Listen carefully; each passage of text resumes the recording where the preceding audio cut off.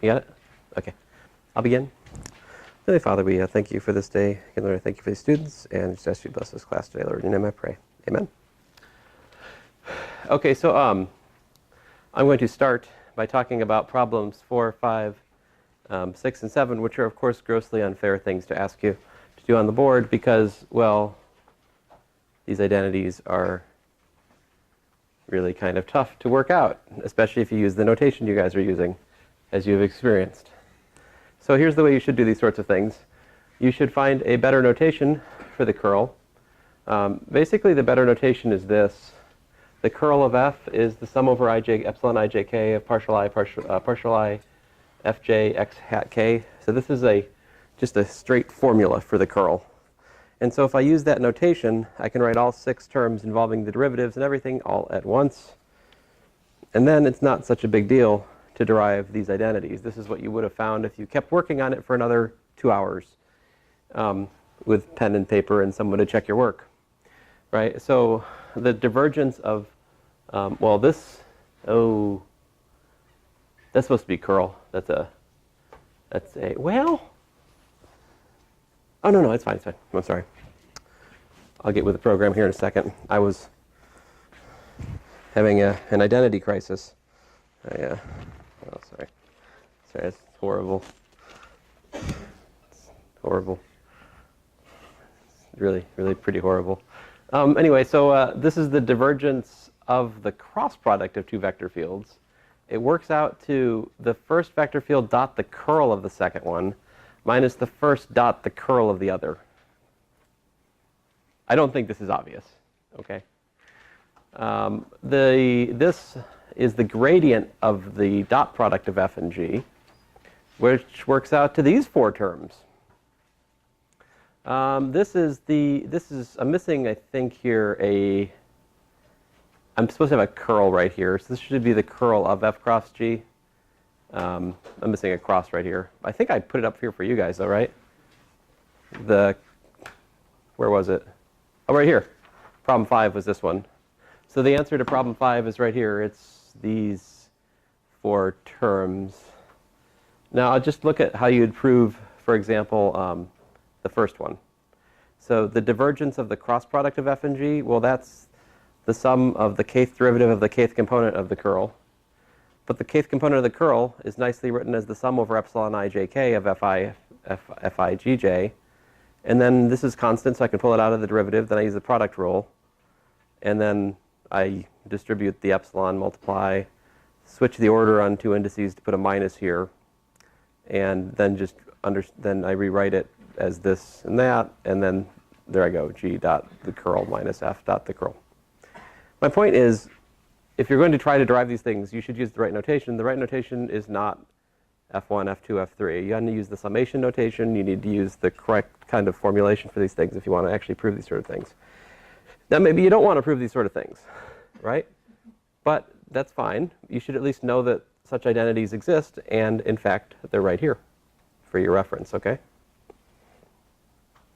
Now, the one I gave John was even worse. Now, these first 2, I said they might be in your homework. I don't remember if they're in your homework or not. We proved this one last class, right? That wasn't that bad. Showing the curl of the gradient was 0. That's not that bad, actually. It's just based on the fact that the partial derivatives commute, right? And then the curl creates this sort of a plus-minus pattern, so the commuting things cancel out. Something very similar happens if you calculate the divergence of the curl, all right? So you should know about this. The divergence of a curl is 0. The curl of a gradient, 0. These are important to know. This identity here is harder to come by. This is the curl of a vector field. So I tasked John with that one, and he discovered that it's a pain, right? Yes. So I gave you guys just long enough to start to feel the pain of it, but I didn't want to leave you there too long. I mean, if I was just mean, I would say, work this out as a homework problem. I'll show you why that's really mean on the next page. But before I do that, let me just talk about the relevance of this to physics. So this says that the curl of a vector field is related to the gradient of the divergence minus what's called the Laplacian of the vector field. This is del squared, means what this is a vector of, this is a vector, I'll write that. What that means, del squared f is partial x squared, partial y squared, partial z squared acting on the vector. So it's actually itself a vector of second derivatives done component-wise, right? Like what this means is that you let this act on each component. So like the first component of the resulting vector is the second derivative with respect to x plus the second derivative with respect to y plus the second derivative with respect to z of the first component, comma, second derivative of the second component with respect to x plus the second derivative of the second component with respect to y plus the second derivative of the second component with respect to z. This is like 9 partial derivatives written in groups of 3. It's a vector, this answer. Anyway, so that's what this is. This is the Laplacian of the vector field. Now, just want to talk to you briefly again about the significance in physics. Unfortunately, calculus 3 is not a prerequisite for physics 232. So the viewpoint we usually take in physics 232 here is an integral viewpoint. We emphasize integral forms of Maxwell's equations, which is unfortunate because and I would argue Maxwell's equations are most beautifully written in their differential form in this sense. So these are Maxwell's equations for an electric and magnetic field in a vacuum. So in a vacuum, the charge density is 0 and the current density is 0. If there was charge, there'd be a term here. If there was current, there'd be a term over here. That's Ampere's law and Gauss's law. But in the absence of charge or current, this is Maxwell's equations. The divergence of the electric field, 0. The divergence of the magnetic field, 0. The curl of the electric field is minus the time derivative of the magnetic. The curl of the magnetic field is this pesky constant here, mu naught epsilon naught, partial derivative of the electric field with respect to time.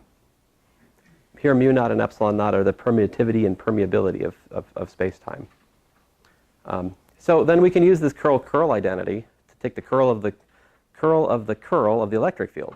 Well, the curl of the electric field is minus the time derivative of the magnetic field, all right? So this then says that by the identity up here, the gradient of the divergence of E minus the Laplacian of E is equal to the time derivative of the curl of B.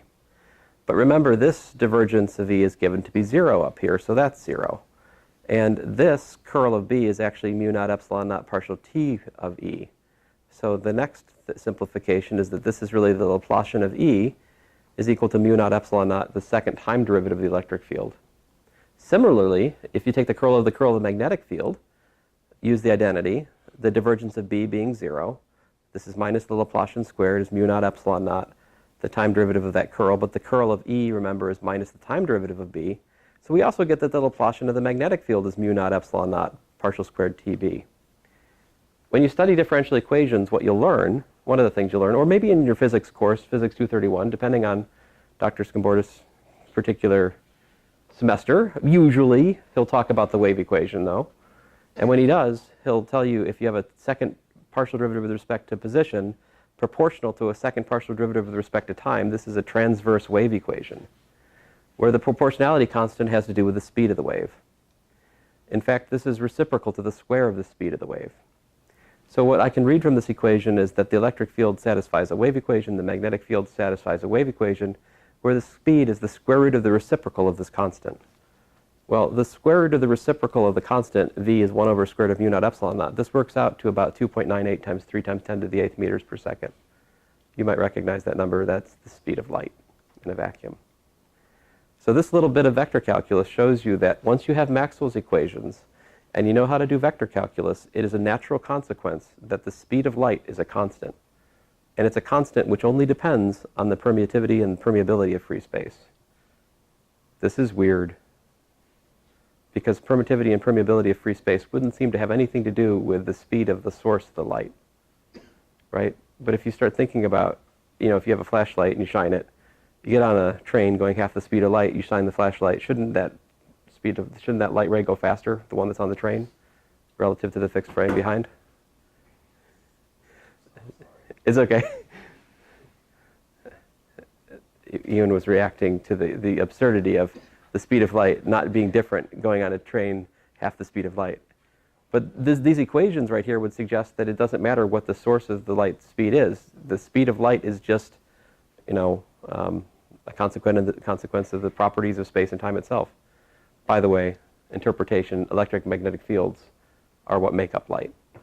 Right? So I mean, there's kind of a giant gap right there for your understanding. But so this, to me, was evidence that special relativity is natural in electromagnetism. This has been known since, I don't know, 1885 or so, something like that. That predates Einstein's discovery of special relativity in about 1905. So, you know, special relativity is based on an inconsistency between classical mechanics, which is physics 231, and electromagnetics, which is physics 232 for you guys, right? Special relativity is kind of out there. I mean, it says space and time are part of this composite object where there's some weird relation between space and time, that the notion of simultaneous events doesn't actually make sense when you get to relativistic speeds. These are really weird ideas, and yet they're already implicit mathematically within your 2 freshman physics courses if you just work out the logic of it. So what did Einstein do to reconcile special relativity to electromagnetism? The answer is nothing. It was already relativistic. The electricity and magnetism, experimentally discovered physics, was already consistent with special relativity. It's implicit within the equations that define electromagnetism. So anyway, this is the kind of discussion that vector calculus allows you to have, all right? And you may not understand a lot of what I just said, and that's okay. Here is why John was not successful. The curl of the curl identity is actually born of the double epsilon identity that rewrites the sum over 2 contracted epsilons as this difference of deltas. So you get an epsilon from one curl, you get an epsilon from the other, then you get epsilon contracted against epsilon. That epsilon contracted against epsilon gives you these 2 deltas, which then when you rearrange, eventually you get to the divergence, well, the gradient of the divergence minus the Laplacian squared. So you can see why it was not fair for me to ask John to do this on the board today, right? Definitely not. Because this is like pretty much the hardest vector calculus identity I know of, right? So, you know, make sure you set aside 20 hours before the next test to learn this, memorize it, right? You're not allowed to have it on your card. It's question. The only question on the, no, obviously I don't test on this, right? Okay, just to be clear, if I told you now it was the only question, you'd be fine with that? Yeah. Well, anyway. What's that? Layers? Like your index cards? Yeah, well, in any event, it is, it's math that I love, and I personally did not learn this notation I just showed you guys in Calculus 3. I learned it in graduate school where I was asked questions like this without the tools I just showed you, and I learned through direct suffering what it means to not know these things and try to prove these things. But anyway, there was a question? Attendance. Ah! John Bell, you monster. I've been played. And I've got no attendance sheet. Can you start a paper? Thanks. Just put your name on there. Man, stupid attendance costing me all kinds of points this semester.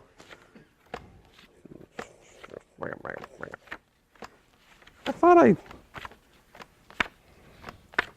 this is the worst. So, are you a big fan of Einstein? Einstein, I mean, I don't know.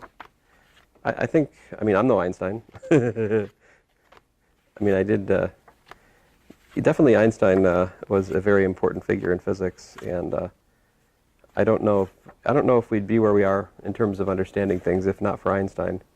Special relativity, what I just showed you, I think maybe somebody else would have found that. But maybe not with as clean an interpretation as Einstein found. What comes after this, general relativity,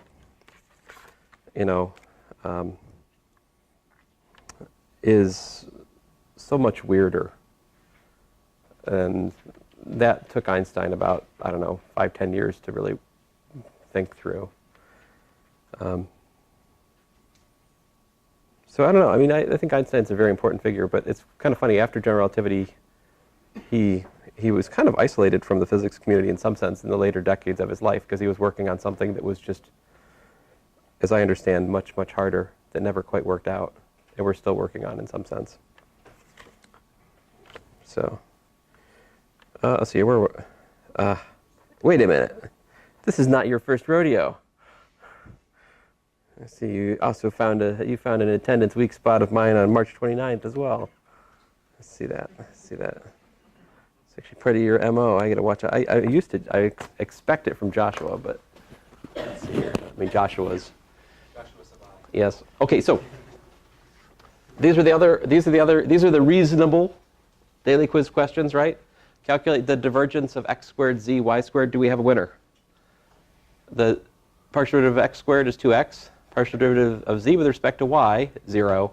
Y squared with respect to z, 0. So the divergence is 2x. Yay. Let's see your curl of f. So we're saying, oh, okay, I got you. Your notation was weirding me out for a second there. So partial y of the z component is that. You're fine. Partial derivative of the y component, which is z with respect to z, is that. So we get 2y minus 1. That makes sense. Let's see here. I feel like this middle component should be non-zero, though, because z doesn't belong there. So my intuition is that when you have a coordinate, if you have something in the y component and it's not y dependent, intuitively expect a curl to come from this. All right? So this is supposed to be what? What's the z component? I mean, here, let's do it this way.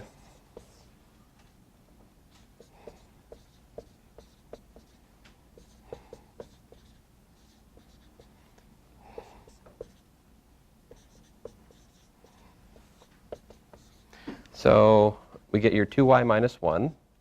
Totally on board with that. Now y hat. We've got partial zx squared. What? Did I write this down wrong?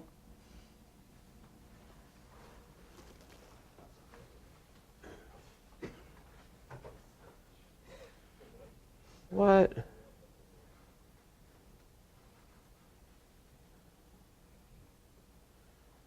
Oh. Sorry, guys. I have a moment of... I guess it is 0. I don't want to believe that, though. Dang it. I like the students to be right. This world coming to. Shouldn't this at least be y? Here. This should be y squared, right? No? Am I wrong?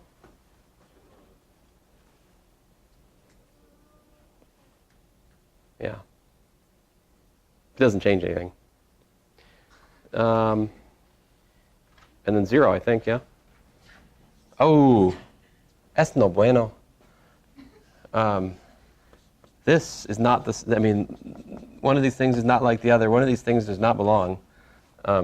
Is a reference that is being lost on you because Sesame Street is no longer consumed by a majority audience of... No.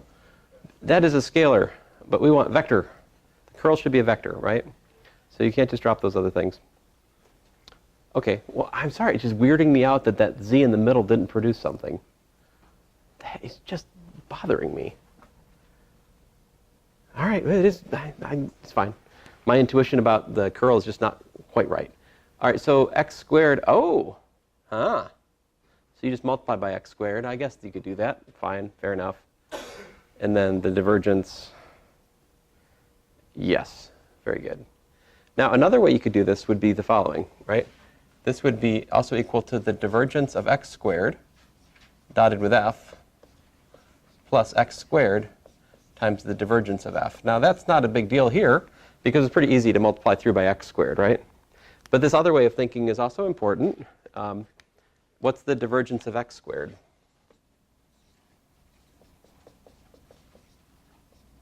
What's f? What was f here? X squared, z, y squared. X squared, what was the divergence of f? We worked that out. It was 2x, right? So this is just, really a kind of weird way of working out the same thing that you just got And I'm not saying that this is the right way and your way is the wrong way. I'm just saying that this is another way to think about it. All right? Whenever you have a product of things, there's probably a product rule out there. So any questions, guys? Okay, so I hope that after this discussion, you have a pretty solid grounding in how to calculate curl and divergence, some sense of its importance. That's pretty much all we're aiming for at the moment.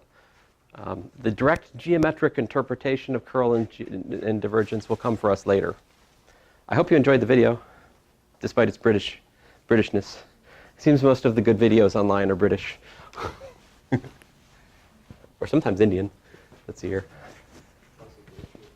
Yeah. Yeah, I mean, so you notice that the universities in India, like we have what, 37 lectures for a 3-hour course? How many lectures do they have in their like major courses? From what I've seen, like 50. Right? Like 50-hour lectures is a course. That is so much better. But anyway.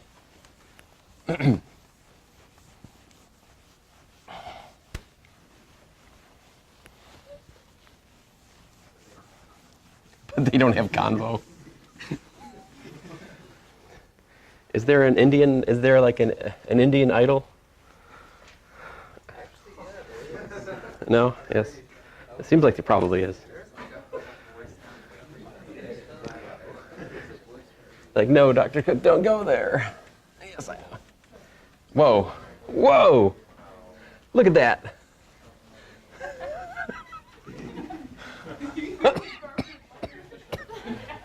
Look at that thing. It's messed up. Fortunately, I have the juice. Let's see here, where'd my juice go? Oh, there it is. So next up, guys, we need to talk about the line integral and the problem of conservative vector fields. Line integration in and of itself is not that interesting, I don't think. I mean, it's the applications of line integrals that probably, well, I hope they interest you. So let me just start with a little talk about physics and work. So have you guys studied work in Physics 231? Let's talk about it.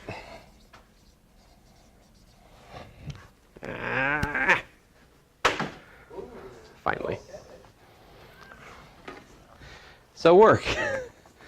Perhaps in middle school, work equals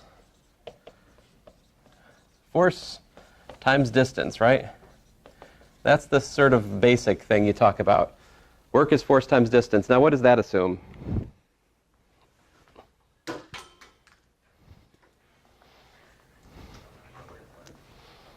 Thank you, Ian. It assumes the force is constant, and it also assumes that the distance is sort of straight line, right? So a little bit later, you get to physics, and you learn work is the force dotted with the displacement vector, right? Or sometimes you might say delta r, right?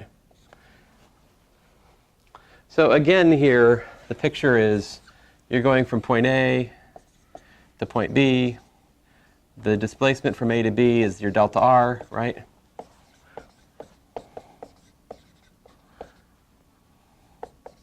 And so again, what are we assuming about the force?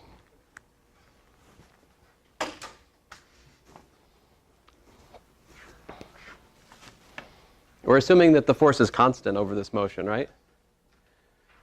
And then you take calculus 2, right? In calculus 2, all of a sudden, you learn this interesting thing. You learn that work is equal to the integral from a to b of f of x dx, right? So here, the picture is something like, I don't know, you've got some box or something, and you're thinking about moving it from x equals to a over to x equals to b. And in the middle, if you move it a little dx from, say, x to x plus dx, the little bit of work done would basically be f of x dx, right? And that makes sense because if you look at an infinitesimal, displacement, the force is pretty much constant over such a small change in distance, right? So it makes sense that the little bit of work done should just be f of x dx. And then if you want to add that up from A to B, that's the continuous sum, the integral, and that gives us the net work done by a variable force, right? So this is variable force, one dimension, right? So the line integral, and here I'm supposing maybe that this surface is, you're pushing with the force like that, and your force varies as you're going from, across the room. So it's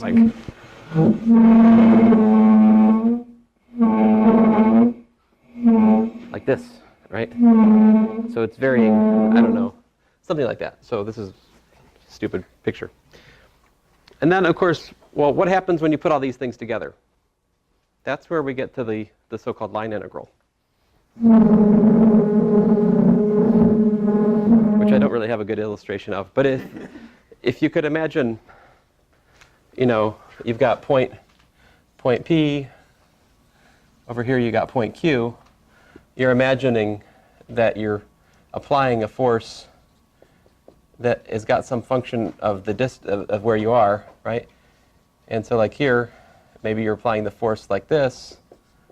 Over here, maybe the force is applied like this. I don't know. The force depends on what your position is. It doesn't have to line up with the path, right? And the question is, what's the net work done by a variable force field applied to a curvy path? How do you calculate the work done by that, right? And so, I mean, if you want to think infinitesimally, you could think about something like, oh, so I'm here, then maybe I'm like over to here. So this would be at R.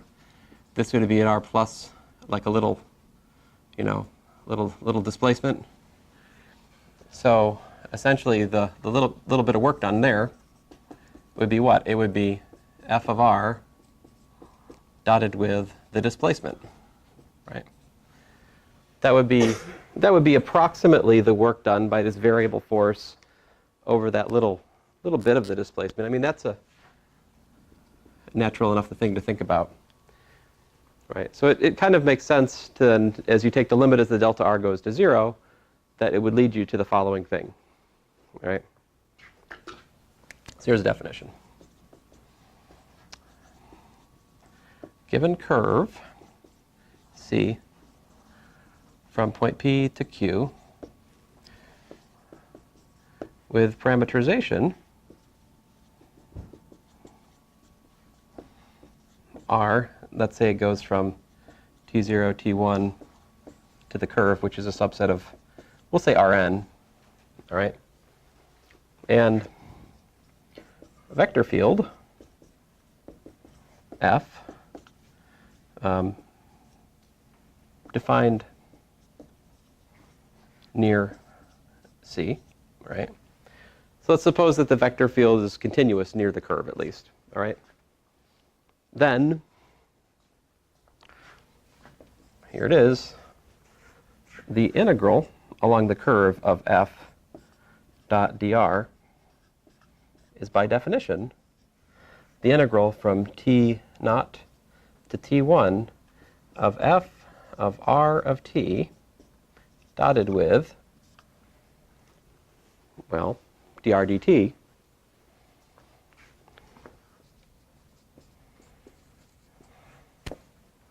dt.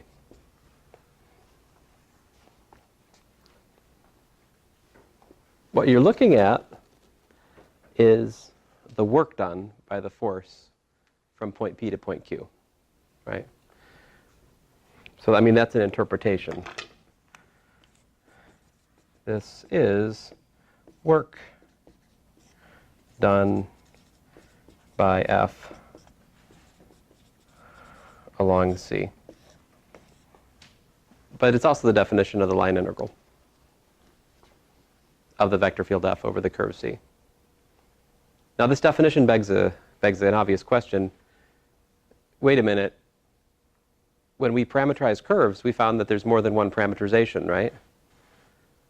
So how can this definition make sense since there's more than one parameterization of a curve? Well, the answer to that is that if you were to choose a different parameterization for the curve that's consistently oriented, you'd still get the same answer because of the chain rule. The details are in the notes. I won't go through that right now. But it, in fact, does not matter what parameterization you choose. It'll give you the same answer, which is a little bit shocking, but true. Now, so let me work an example out with an actual vector field and an actual curve for you guys. Let's see here. Example. So let's let the curve be the helix.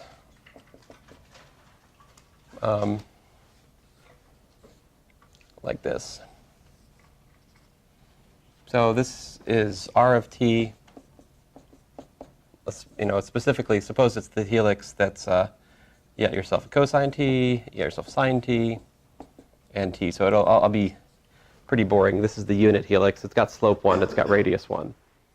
Right, the unit helix. And if it's as pictured badly, what's the range for t here?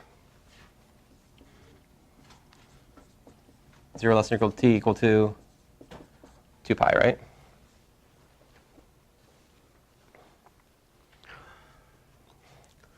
Let's consider the vector field f of x, y, z. Let's look at the vector field.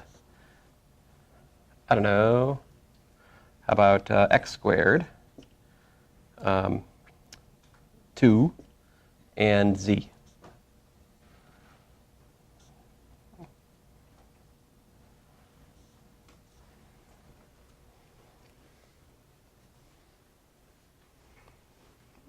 Say, why that one? I don't know. I just made it up.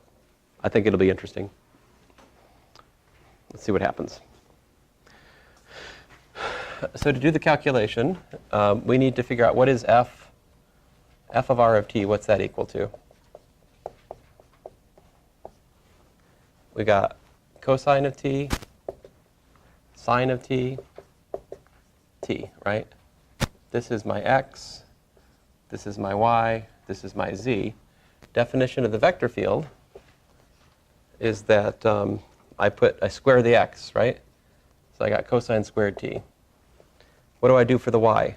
I put a 2. So 2. Okay? How about z? Well, z is z, so just t here. Now, what's dr dt?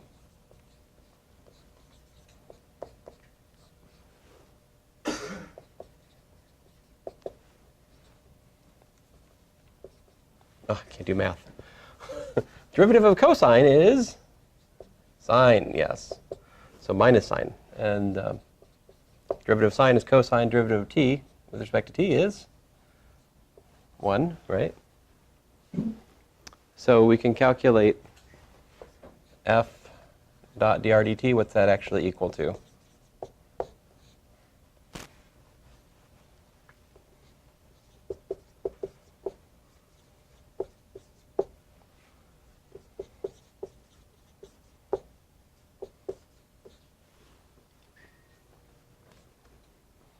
Now in physics, you learn the significance, by the way, of the thing we're integrating in the definition of the line integral. Do you know what it is? Do you guys remember that? Maybe this doesn't pop out at you, but what if I rewrite it this way?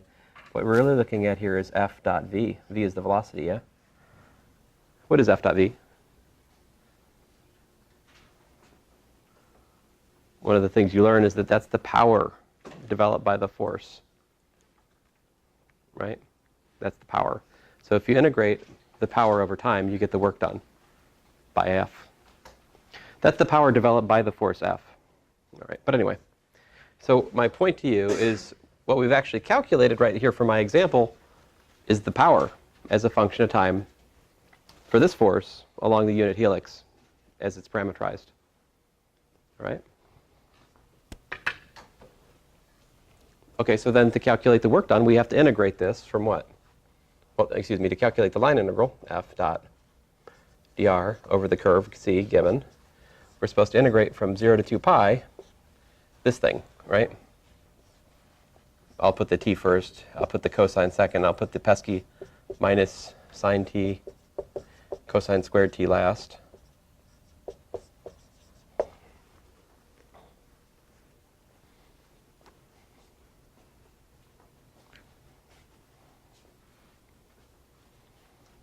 So what is this? And by the way, I'm going to call this curve 1. Because I'm going to be talking about a second curve here before long. So this integral is not too bad, right? Integral of t gives me t squared over 2, evaluated from 0 to 2 pi.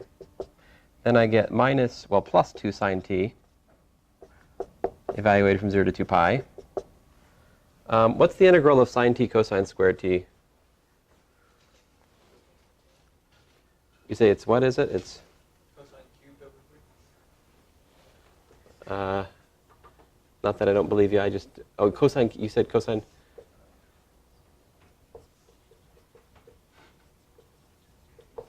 Yeah, so that's d of cosine, isn't it? So you said it's okay. Yeah, I buy that. You got cosine cubed t over 3, right? Evaluated from 0 to 2 pi. That's 0, right?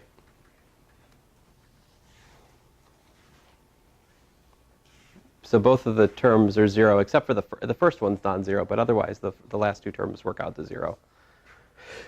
So what we got is 1/2 2 pi squared, also known as what?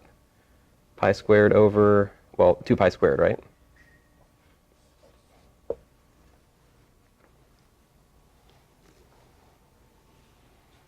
All right, so what I want to do now is I want to look at this force field, all right? And I want to look at the work done by a different curve. Instead of going around that loopy path like that, let's just take this straight line. Let's take the line segment that goes from here to here like that directly. All right, let's call that C2. What's this point? This point was 1, 0, 0. What's the top point? What's the terminal point here? 1, 0, not 1. We're at 2, yeah, 2 pi. 1, 0, 2 pi. So you guys, what's the parameterization of the line segment of C2? You should be able to write this down. That's why we covered that. I mean, I don't just ask you guys to find parameterizations of line segments early in this course because I think it's interesting. In fact, I think it's terribly boring to find parameterizations of line segments and not really that interesting at all. It becomes interesting because of this, to find the parameterization of a line segment. Here it's all of a sudden necessary to set up the line integral.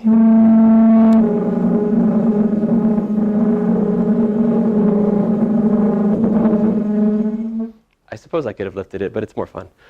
Let's see here. Okay, so can you guys tell me?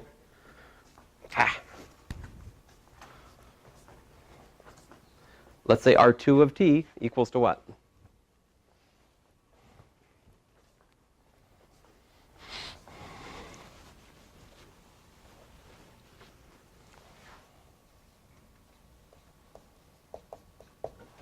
Let's say 1, 0, 0.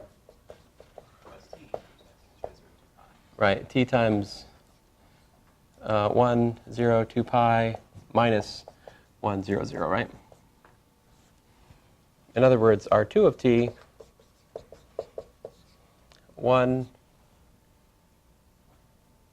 comma, 0, comma, 2 pi t. For 0 less than or equal to t, less than or equal to 1 by our invention. This is just our construction, all right? We're constructing the line segment, right? So now we can calculate the line integral. So what is f of R2 of t? That's f of 1, 0, 2 pi t, right? Which is what?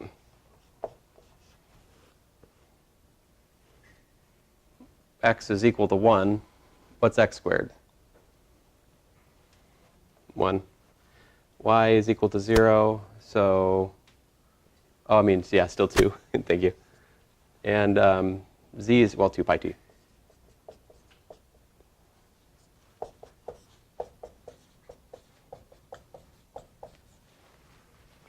What's dr2 dt?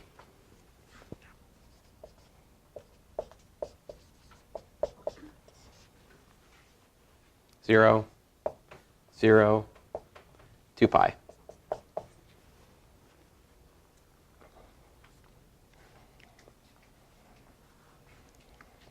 So I'll write it down here.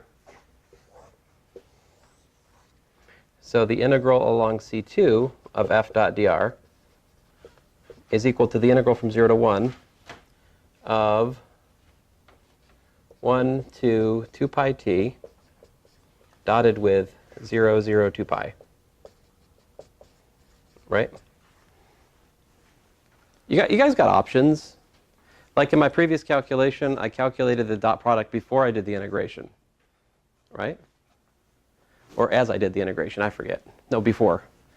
You can do it in the integration. I mean, you got to do it somewhere. You know what I'm saying? You can assemble the thing you're going to integrate before you write down integrals. It's just a question of, well, which one to do first, right?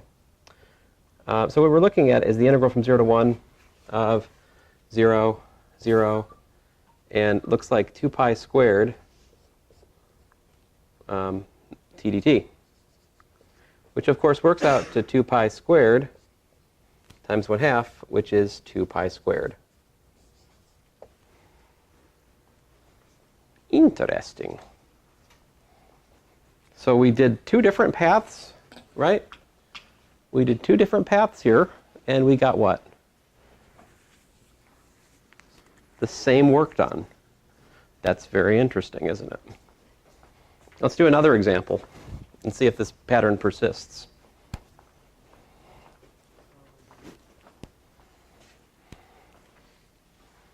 So while I'm at it, I'm going to introduce some new notation for you guys. See, because there's another way to organize the calculation, which I should talk about. Maybe I'll save that for next time. I'm going to save it for next time. So I'm saving the, at some point I need to define for you like integral of p dx, an integral of q dy, an integral of r dz. I'll talk about that tomorrow most likely. All right. But anyway, another example. Let's look at f of xy equal to minus y x. This is the vector field that almost got me into some trouble on the internet the other day. So do that pattern, I get a thumbs down. I'm like, what's going on? And then I look at it and I'm like, oh, eh. So it picked the thumbnail for the video where it looked like a giant swastika. It managed to do the screenshot of the one. Anyway, for the record, Nazis are evil. Okay, I'm against Nazis and Holocaust in general, just for the record. Just to be clear. Okay, so I want to look at this force field, and what I want to do is consider two different paths. I want to consider this path from here, from 0, 0, like this, over here to, let's say, I don't know, 3, 0. That, let's say, C1, and then C2, I'll let be that path. I want to compare the work done by F along C1 versus C2, all right? So this is a two-dimensional problem. So for C1, we have R1 of t equal to, we got 3, oh, well, I don't know. How should we parameterize that circle?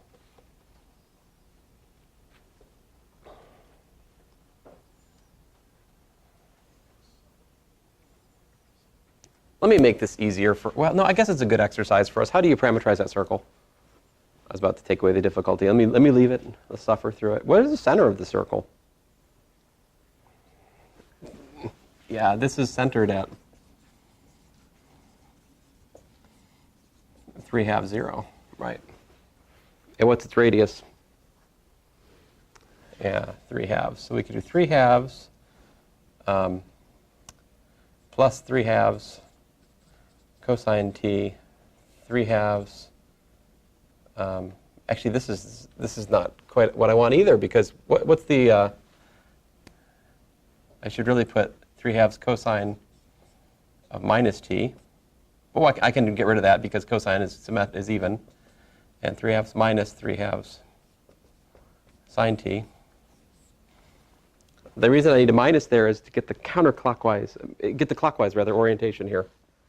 If we plug in times 0, what gives? See, I don't like this. I'm gonna mess with these a little bit. I'm gonna put sine here. I'm gonna put a sine here. And I'm gonna put a cosine over here. Why am I gonna do that? Does that work? No, that doesn't work either. Yeah, maybe make this minus cosine. I'm playing with my flavor options here. What I want is I want to be able to do 0 less than or equal to t less than or equal to pi, just because I like that. But to do that, I need to arrange the sine and cosine here such that it produces the 0, 0 point here, right? So to get 0, 0 there and t equal to 0, I need, like, the cosine is 1, so this makes that 0 at 0, 0, and this is better be sine, right?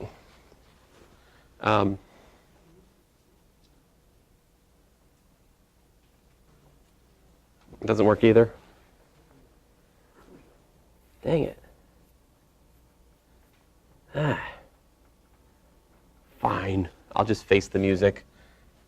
I'll do plus, I'll do minus, and pi less than or equal to t less than or equal to, I'm sorry, guys. Pi less than 2 pi? Is that right? Does that work? I think that might work. When I plug in t equal to pi, I get 0, 0. And, but I get 3/2 in the other one. Ay, ay, ay.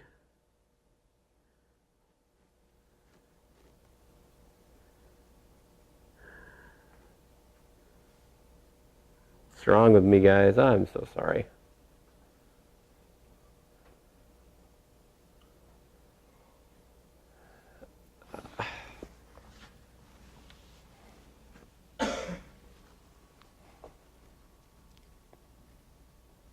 No, I mean, that should have worked.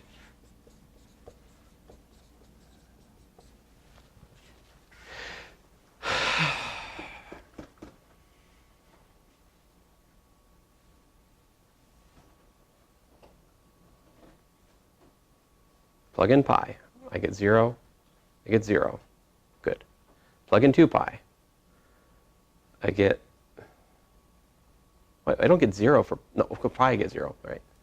Plug in 2 pi, that makes 3/2 plus 3/2, which is 3, and this is fine.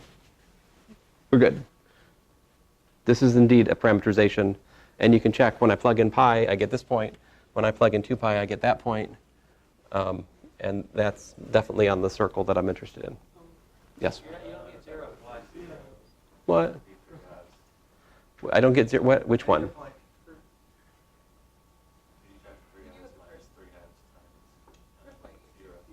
3/2 minus 3/2 is 0.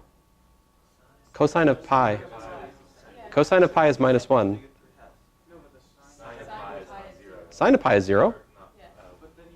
You have 3/2 minus 0. Oh, stink. I still have the 3/2 is what your point is.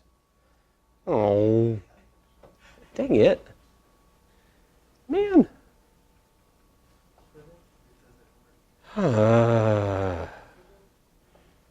How is it I have forgotten how to parameterize a circle? This is such a drag. I wanted to show you guys something interesting today.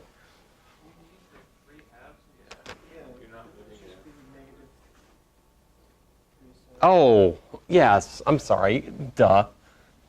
Yes. Thank you. Very good. Now it's fixed. Because the center is here, right?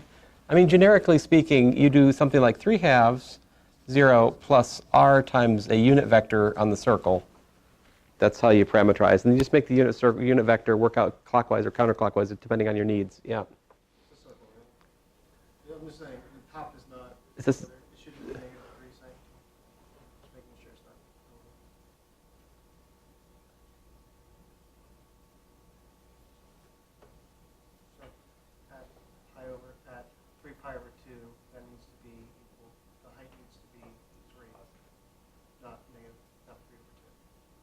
Oh, but no,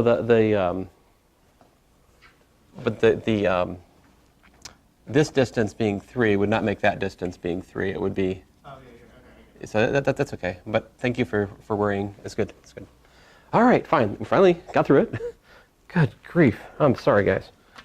So anyway, the point here is that f of R1 of t is 3/2 sine t, and then x, which was 3/2 plus 3/2 cosine t, right? dr1 dt is what?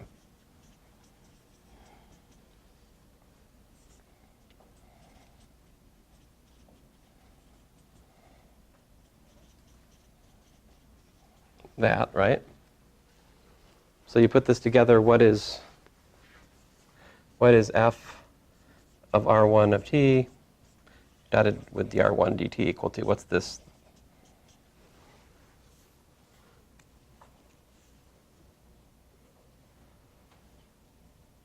We get minus 3/2 cosine squared plus sine squared, which is just minus 3/2 and then plus 3/2. Oh, I'm sorry. I better stop doing that. I have left myself not enough room, so sorry. So we've got minus 3/2 squared. That square, minus is outside the square. Sine squared t. Then this dot that gives me minus 3/2 quantity squared cosine squared t, right? Minus 9/4 cosine t. So let me simplify that. That is minus 9/4 minus 9/4 cosine t, right?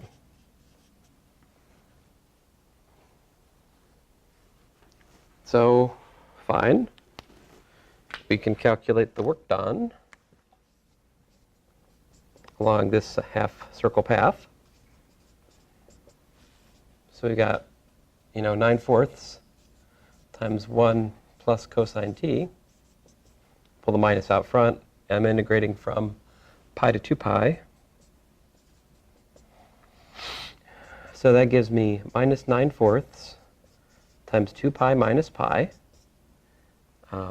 plus 9/4 sine t evaluated from pi to 2 pi. I lost my minus, but it doesn't really matter. That works out to 0. And so what we get is minus 9 pi over 4. All right. So sorry, that took entirely too long. Now, what about the other path?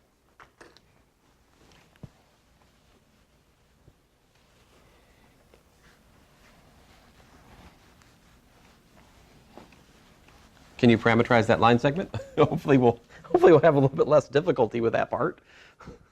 I hope. If we get stuck on this, then I should just call the rest of the week off. You're like, please get stuck, please get stuck, please get stuck. You jerks. Let's see here, C2. Our 2 of t, I would say would be 3t, 0. 0 less than or equal to t less than or equal to 1. You can easily check that produces 0, 0, and 3, 0 as needed, and lies along the x-axis. So if I calculate f of R2 of t, also known as f of 3t, 0, we are supposed to put minus the y component in the first thing and the x component in the second thing. So that's 0, 3t here. And so the integral along C2 of f dot dr is equal to 0, 3t dotted with, oh, I forgot to calculate the velocity for this path. What is it? 3, 0, right? And so that integral is what? Integral from 0 to 1? Oh, 0.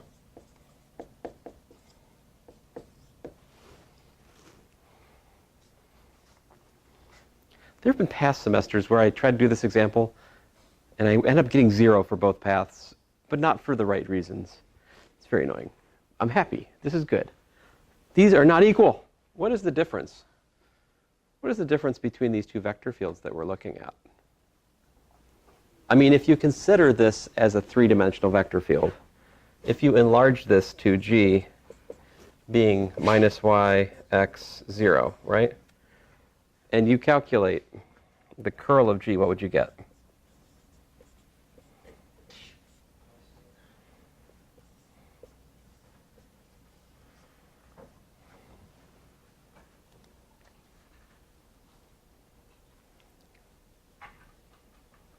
I believe you get 0, 0, 2. You can check me on it. On the other hand, if you calculate the curl of this guy, what's the curl of f?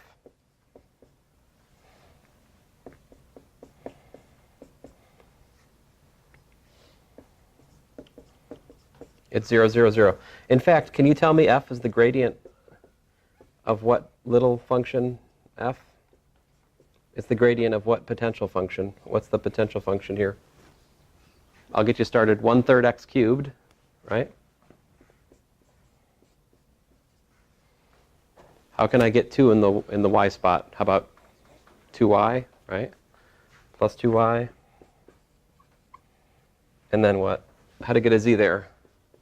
1/2 z squared, yeah? So this is the potential for f.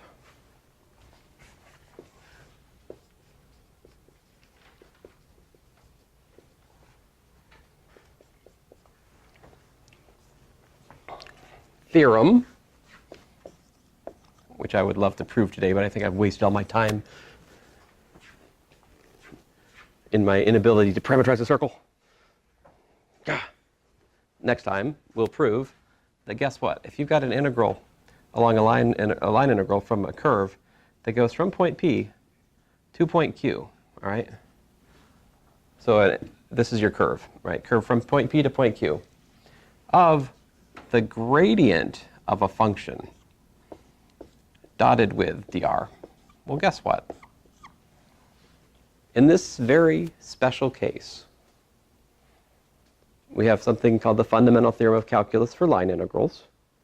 And it simply says that this is f of q minus f of p. So this is FTC for line integrals.